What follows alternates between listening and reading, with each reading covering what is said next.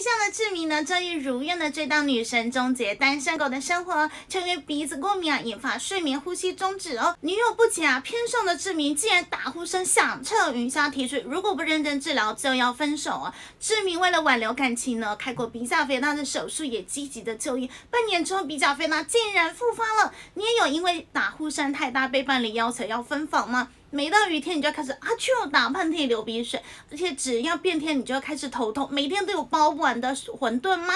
朋友总是说你讲话或是唱歌鼻音很重，而且每一次感冒都是从喉咙先开始疼痛吗？天天吃罗汉果捧大海，吃好吃满，但是我的千年老痰还是卡好卡满出不来吗？它不是老痰，是鼻涕倒流哦。治标不治本的话呢，病情反复是可以理解的。两穴搞定鼻过敏，第一个迎香穴在我们鼻翼外缘呢，跟我们法令纹交接处就在这里哦。那第二个呢是鼻通穴，鼻通穴是在我们鼻子这个上面圆圆的，然后就在我们的软骨的交界处，每一次按压30秒，一天3次，就可以帮你打败鼻过敏哦。你有因为鼻过敏还引起什么样的困扰？赶快在底下留言讨论哦。